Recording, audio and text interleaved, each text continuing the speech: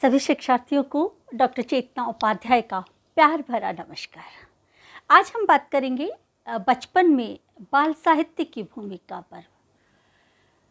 बाल साहित्य मतलब बच्चों के लिए, बच्चों के अनुरूप लिखा गया साहित्य बाल साहित्य कहलाता है और इसकी बच्चों के जीवन में बहुत बड़ी भूमिका होती है।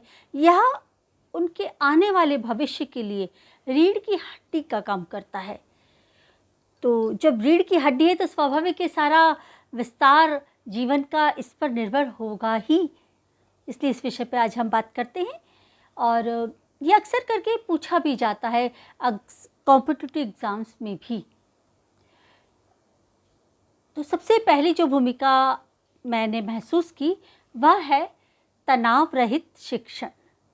जी हाँ, जब बच्चों के अनुरूप लिखा जाता है तो उसमें पाठ्य पुस्तकों के अंदर जो चीज़ होती है, जो ज्ञान के तत्व होते हैं, उनके साथ कहीं ना कहीं याद रखने वाला जो कॉन्सेप्ट है वो बना हुआ रहता है। लेकिन जब बच्चा बाल साहित्य पढ़ता है तो उसे उसके साथ याद रखने वाला जो कॉन्सेप्ट है वो नहीं रहता और उसके ना रहने से उसके सिर पर कोई दबाव नहीं रहता। तो बच्चा जब भी उन पुस्तकों को पढ़ता है, खुले मन से पढ़ता है, तनाव रहित पढ़ता है, तो उसको पढ़ने की आदत हो जाती है और वो पुस्तकों को भी तनाव रहित पढ़ने में अच्छा महसूस करता है।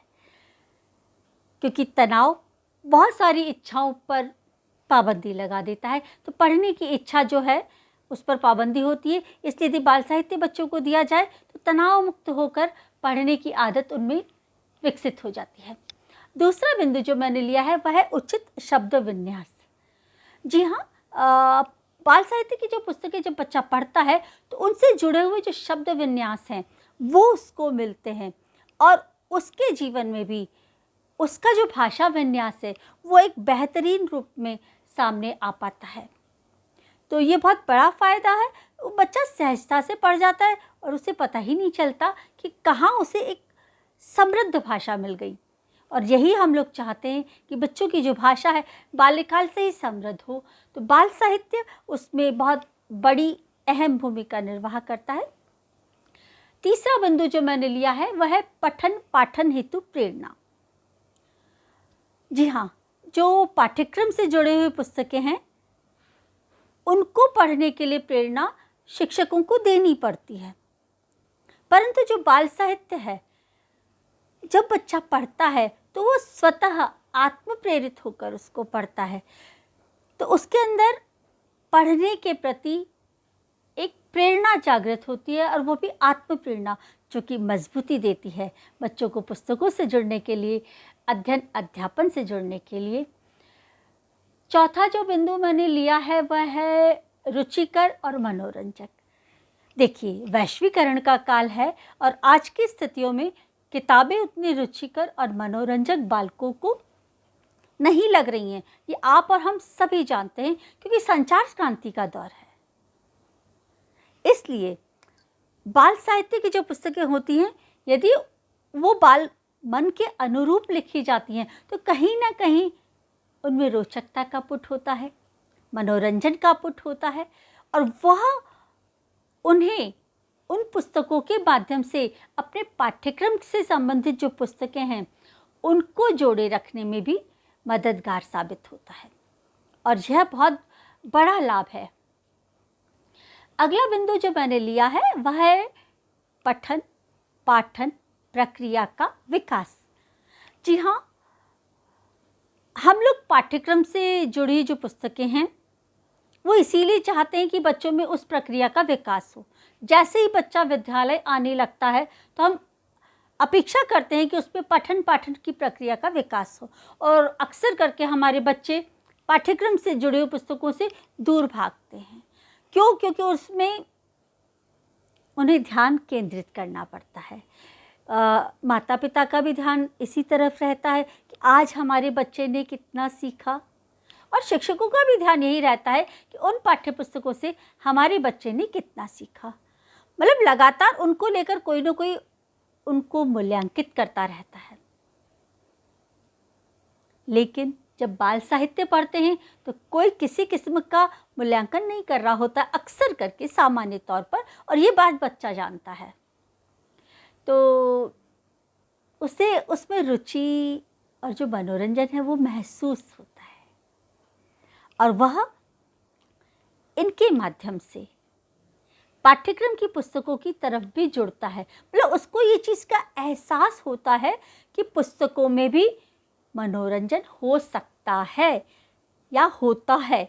जैसे इस चीज़ की यदि फीलिंग आ जाती है उसमें कि पुस्तकों में भी मनोरंजन होता है, तो स्वतः ही इन पुस्तकों से जुड़ता है, और ये पुस्तकों से जुड़ाव उसे अपनी पाठ्यक्रम से जुड़ी हुई पुस्तकों से जुड़ने में भी मददगार साबित होता है, ऐसा मेरा पूरा विश्वास है।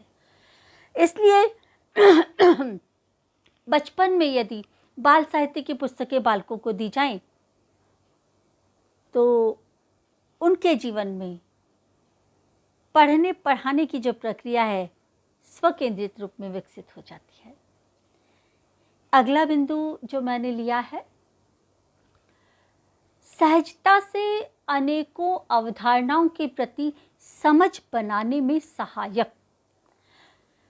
देखिए, खेल खेल में शिक्षण हो जाता है, और बहुत सारी जीवन से जुड़ी हुई अवधारणाएं उसे इन बाल साहित्य के माध्यम से भीतर पहुंचने में मदद मिलती है, मददगार होती हैं, कि उनमें छोटी छोटी घटनाएं होती हैं और बालकों के द्वारा ही कही जाने वाली बातें होती हैं।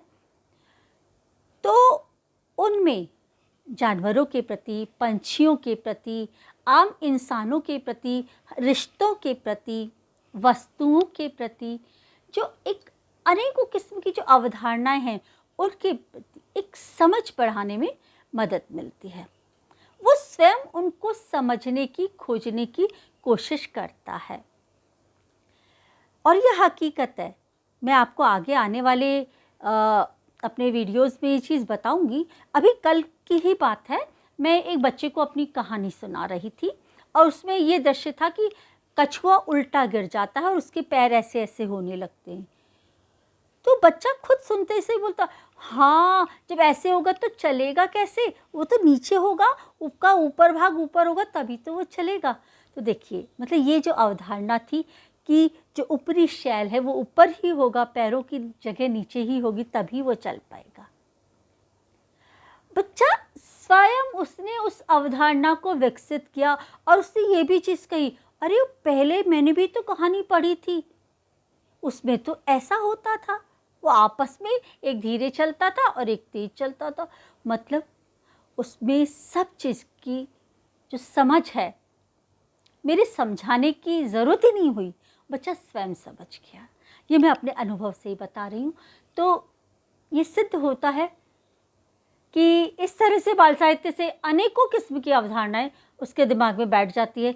माता पिता का रिलेशन, बालक और माता का रिलेशन, या जिस भी किस्म की जो भी कहानी में बात उस संबंध में बात दी गई है, बच्चा सहजता से खेल खेल में उस अवधारणा को समझ जाता है, और जब उसको समझता है तो उसमें अन्य अवधारणाओं को समझने की भी सूक्ष्म समझ स्वतः ही पैदा होती है। यही उद्देश्य होता है ज्ञान का, जो उसमें भीतर ही भीतर पैदा हो जाता है। अगला जो 7वां बिंदु मैंने लिया है वह है संवाद अदायगी का विस्तार। जी हाँ, देखिए ऐसा होता है, जब वो टीवी पर कोई प्रोग्राम देख रहा होता है या मोबाइल पर कोई प्रोग्राम देख रहा होता है, तो उन्हीं की स्टाइल, जिन पात्रों को द्वारा बोली जा रही है, उनको वो अपनाता है। और जब वो पुस्तक पढ़ रहा होता है, उन संवाद अदायगी के आधार पर इन वाक्यों को पढ़ता है, और धीरे धीरे उसको खुद को कुछ अच्छा या बुरा लगना समझ में आने लगता है। किसी बात को कैसे कहना, वो उन कथा कहानियों के माध्यम से स्वतः ही अपने भीतर विकसित करता है। तो संवाद अदायगी का स्वतः ही उसमें विस्तार हो जाता है। तो बाल साहित्य की जो भूमिका है बहुत बड़ी है बचपन में, और हम यही तो चाहते हैं कि बच्चे अपने संवादों को सही तरीके से पेश कर पाएं। इससे जुड़ा हुआ ही अगला बिंदु जो है 8वां बिंदु, वो मैंने लिया है कि बालकों में जो आत्मविश्वास होता है उसमें भी वृद्धि होती है। वो इस तरह से कि जब उनमें संवाद अदायगी का विकास हुआ, उन्हें शब्द विन्यास अच्छा मिला और वो अपने आप को अभिव्यक्ति का सामर्थ्य प्राप्त कर पाए इन पुस्तकों के माध्यम से, तो स्वतः ही उनमें आत्मविश्वास का संचार होता है। और दूसरी बात इस तरह से भी, जब वो पाठ्य पुस्तक को पढ़ रहा है और किसी प्रश्न को याद नहीं रख पाया या भूल गया और उससे संबंधित कोई प्रश्न का उत्तर देने में असमर्थ रहा, तो उसके अंदर ही अंदर एक बात आती, अरे मुझ में शायद योग्यता नहीं है। तो वो बच्चा थोड़ा सा मायूस होता है। पर जब वो बाल साहित्य की कोई पुस्तक पढ़ता है और उसमें किसी किस्म का कोई दबाव नहीं होता, तो उसे वो याद रह जाता है और याद रहता है तो उसका जो आत्मविश्वास है वो प्रबल होता है, स्वतः प्रबल होता है। और जैसे ही आत्मविश्वास प्रबल हुआ तो जीवन का जो मुकाम है, वहाँ तक पहुँचने का जो प्रथम पायदान है, बच्चे ने चढ़ लिया। तो ये हमारे लिए बहुत बड़ी बात हो जाती है, बाल साहित्य की बहुत महत्वपूर्ण भूमिका हो जाती है। तो हमें इस विषय पर ध्यान देना ही चाहिए। अगला जो बिंदु मैंने लिया है, काल्पनिकता में वृद्धि। जी हाँ, जब बच्चा पढ़ता है तो उसके साथ में उसकी भी कल्पनाएं जुड़ती जाती हैं और उनमें थोड़ी सी वृद्धि होती है। जब टीवी के प्रोग्राम देखता है, कार्टून नेटवर्क देखता है, तो उसकी जो तेज गति है वो उसे फंटासी की दुनिया में लेके जाती है।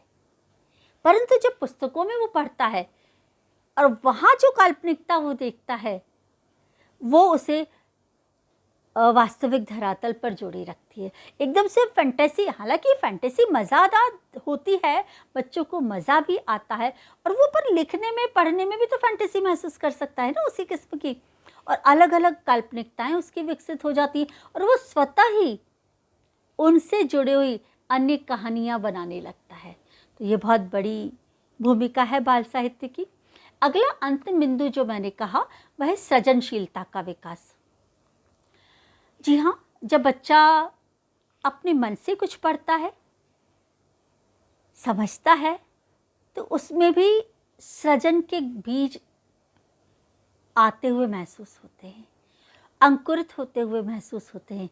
किताब की भाषा उसे उन बीजों को पल्लवित करने का काम करती है। क्यों? क्योंकि उस पर, उसको पढ़ते वक्त उसे किसी शिक्षक का या माता पिता का किसी किस्म का दबाव को नहीं झेलना होता, तो स्वतः ही उसमें सृजनशीलता का विकास हो जाया करता है। और जो सृजनशीलता है बच्चों को प्रगति पथ पर बढ़ाए रखने का कार्य करती है, ये आप और हम सभी बहुत अच्छे से जानते हैं। तो आज हमने देखा बचपन में बाल साहित्य की भूमिका। धन्यवाद। उम्मीद है आप पहचान गए होंगे इसको और बना के रखेंगे एक शिक्षक होने के नाते। फिर मिलते हैं अगले किसी बिंदु पर। धन्यवाद।